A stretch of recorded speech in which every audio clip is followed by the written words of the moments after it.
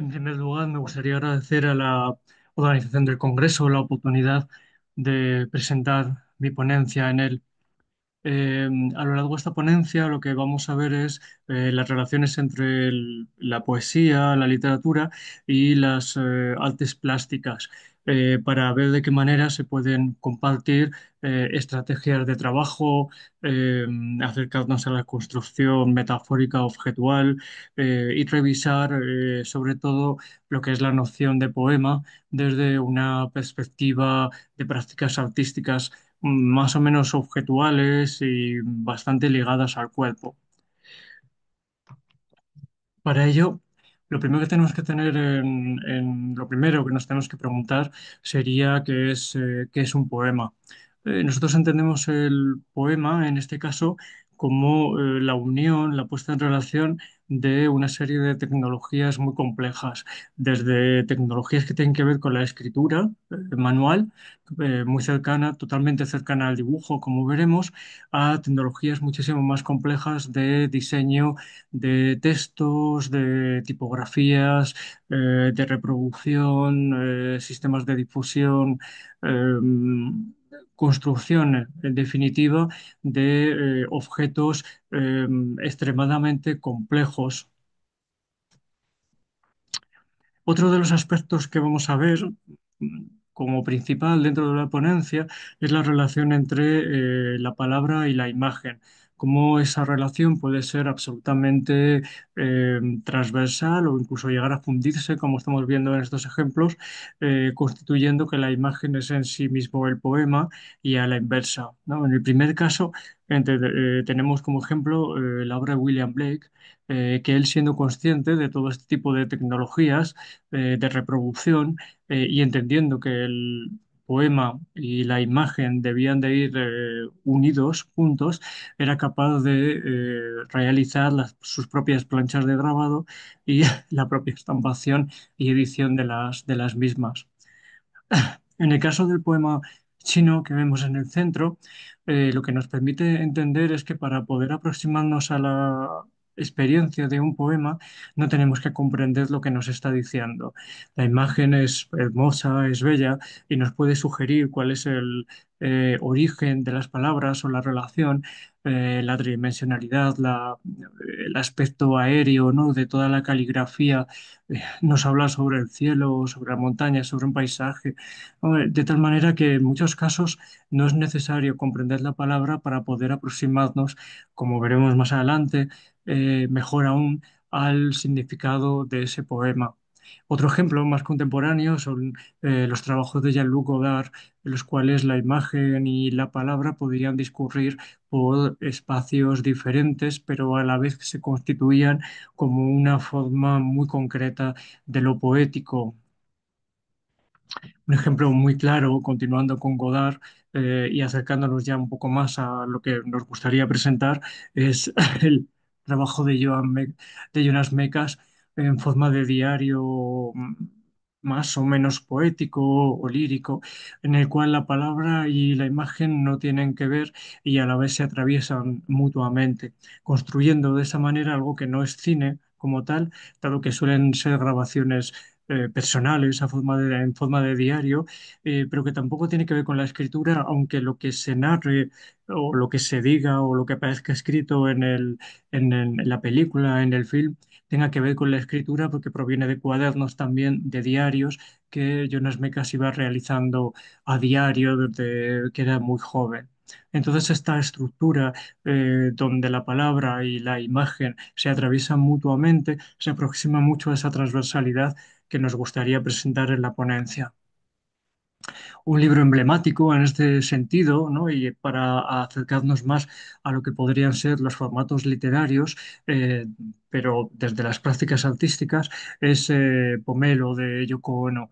En este libro, como estamos viendo en la parte de la izquierda, lo que nos propone Yoko Ono son una serie de pequeñas, diminutas, prácticamente performances cotidianas que podemos desarrollar a diario en nuestra casa, de forma ordinaria, donde el entorno, o lo habitual, lo rutinario, se transforma en algo mágico. En este caso, estas prácticas sí que vienen definidas por la palabra y lo poético es la construcción que se hace a partir de esa palabra, pero no del significado, sino de la experiencia que la palabra, el enunciado, es capaz de conferir. O en la misma línea de trabajo, pero justo en otro ámbito, ¿no? Menos lírico, quizás más próximo a políticas sociales, nos vamos a encontrar el trabajo de Kenneth Goldsmith, en el cual pues, utiliza las lecturas de una autopsia, por ejemplo, para, dentro de un festival poético, determinar, ¿no? O volver a reflexionar sobre qué es poema. También es muy importante toda la concepción que él tiene de lo visual, toda la concepción que él tiene de lo gráfico, del diseño, de lo que arropa la presentación del poema, como veremos más adelante, o de lo que supone la presentación de la palabra, de la literatura, y de qué manera debemos de ser conscientes de que la palabra es en sí misma un objeto plástico mucho más rico que solamente un significado o un conjunto semántico. Bueno, una vez hecha la introducción, creo que sería interesante que nos hiciéramos, o ya estamos en condiciones, mejor dicho, de poder hacernos la pregunta de qué es un poema y dar también una aproximación o una respuesta más o menos clara, ¿no? Al menos para poder empezar a trabajar. Eh, Nosotros entendemos que un poema tiene una parte inmaterial, que será la palabra, tiene otra parte material, que es el elemento en el cual se condensa esa palabra, es la hoja del papel, el libro, y una parte performativa, que es la lectura o la declamación, que sería la parte en la cual el poema o lo que andamos como tal se hace público, ¿no? Se presenta a la sociedad. Bien, con estas tres partes, ¿qué es lo que yo puedo hacer? ¿Qué puedo hacer con esto? Dado que son aspectos que debo de tener en cuenta a la hora de escribir o presentar un poema. Bueno, puedo hacer muchas cosas.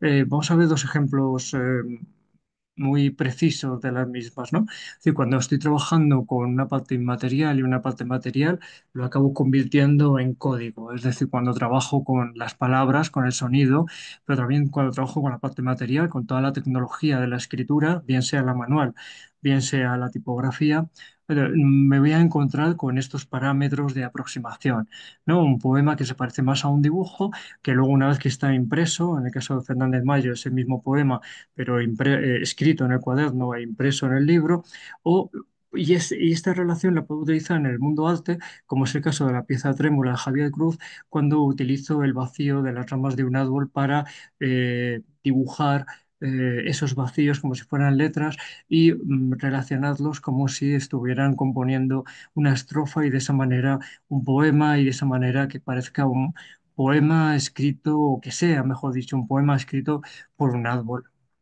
Aquí hay algunos ejemplos clásicos, tradicionales de Mallarmé, que también están ligados con ese proceso de descodificación, por ejemplo, de la escritura china o de las fórmulas matemáticas, algebraicas. Otra parte también muy importante es la relación que puedo establecer entre la parte material y la parte performativa. Es decir, yo tengo un objeto eh, que es el poema y este objeto lo tengo que transferir, tengo que hacer una presentación pública del mismo. Hay muchas maneras de hacerlo, ¿no? Hemos visto de Kenneth Goldsmith, pero también podemos ver el ejemplo de Patti Smith leyendo dentro de una iglesia o en el caso de el manifiesto de Maciunas leído en un museo o simplemente en un ámbito mucho más cercano, en un bar de poetas de Malasaña, en Madrid, compartiendo la poesía entre ellos. También puedo utilizar la tipografía, ¿no? Como constitutiva, como la forma más estructural para poder construir unos parámetros poéticos más allá de lo semántico, ¿no? De lo meramente significativo de la palabra, como ese caso de John Case, ¿no? Este es uno de los dibujos de John Case también, en el cual la partitura musical, el poema, el dibujo, es decir, cualquier tipo de práctica artística, se relacionan de manera transversal y generan una imagen que es en sí mismo un poema o una partitura. Es muy interesante ese aspecto del poema como un dispositivo, como un ensamblaje, un poco el mismo tipo de presentación que realiza, en este caso, María Salgado. También puedo utilizar tecnologías para esta presentación, como es el caso de Jeremy Mailer, ¿no? Cuando utiliza Google Earth y Google Street View para desarrollar una pequeña performance que se convierte en un poema dedicado, en este caso a Sebald, exactamente en el lugar en que tuvo accidente mortal, donde falleció, y él hace esa pequeña escultura de humo a modo de poema que va a quedar inserta en el Google Street View lateralmente. Bien, aquí estamos hablando todo el tiempo de poema, ¿de acuerdo? No es poesía. Es muy importante tener eso en cuenta. Es importante para entender que el poema es un objeto complejo y ahora pues, sería bueno pensar en qué tipo de objeto es, ¿no? Es un objeto cognitivo, ¿no? El poema es un producto de, de conocimiento, ¿no? De contenido.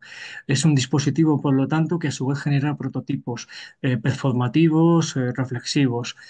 Un ejemplo muy claro de este sistema lo encontramos en el trabajo de Juan Zamora a partir de un poema chino de Huixi, en el cual aquí en la parte superior vamos a encontrar escrito el poema, la poesía es luz. Aquí vamos a encontrar su traducción a modo de código Morse y aquí vamos a volver a encontrar el mismo poema escrito con el código Morse, pero realizado a partir de la luz que atraviesa una ventana, una persiana, que ha sido tapado los agujeros para que para que la luz, la sombra, dibujara el poema. Aquí hay un ejemplo clásico que es el original de Mallarmé, eh, manuscrito, a continuación el mismo texto pero ya impreso, a continuación la revisión que hace Marcel Bordas, otro poeta en el 69, convirtiendo las palabras en objeto, en cajas negras, y a la vez la versión de Pizler, en el cual esos espacios negros son vaciados para hacer aún más objetual lo que sería la materialidad del poema, la materialidad en este caso del libro. Como vemos, son todo estrategias, como en el caso de Rogelio López Cuenca, para ver que la palabra, el significado, podemos acceder a la palabra, al significado, desde aspectos mucho más corporales, sensitivos, que es la propuesta que hace David Bessue, por ejemplo, construyendo estos ladrillos a partir de un poema de Aníbal Núñez. Y si yo tengo un ladrillo como si fuera un poema, pues muchos ladrillos van a componer un poemario. Aquí tenemos otra posible estrategia de trabajo, ¿no? Donde se insertan dos códigos diferentes, por un lado el de la alfarería y por otro lado el del código de los sordomudos, el lenguaje de manos, ¿no? Donde Teresa Olado construye un poema a base de colocar las manos sobre el barro, utilizando el lenguaje de sordomudos, el lenguaje manual de signos, o puedo convertir mis poemas en una escultura, ¿no? Como vuelve a hacer Brodaes en este caso. También puedo habitar el lenguaje, convertir el poema en una habitación donde habitar, o incluso en este caso utilizar el poema como un medio de memoria, de recuerdo, de volver a construir esos espacios donde yo he habitado. También pueden convertirse en sortilegios, como los de Antonino Artaud, objetos, poemas, dibujos que están quemados, que están agujereados y que sin embargo tienen como finalidad cuidar a la gente, ¿no? Un poema que cuida, no un poema que se lee para leer. Llegados aquí, me gustaría que en la finalización de esta ponencia eh, nos hiciéramos unas pequeñas preguntas, ¿no? Para poder continuar en el debate. La primera es que un poema es solo palabras sobre una hoja de papel, que yo creo que ya hemos visto que no, ¿verdad? Me gustaría reflexionar acerca de qué acciones son las que hacen tus poemas o tus escritos, escribir, dibujar, bailar, cantar, filmar, cocinar. ¿Por qué son estas? ¿Por qué no son otras? Y todas estas que son individuales o colectivas. Finalmente, si tus poemas son palabras que puedan ser traducidas a objetos, ¿qué objetos serían? Y si pueden ser traducidas a acciones, ¿qué acciones serían, ¿no? ¿Qué hace la gente cuando recibe tus poemas? ¿Cómo haces públicos tus poemas? ¿Por qué? Bueno, muchísimas gracias. Espero que haya sido de su interés.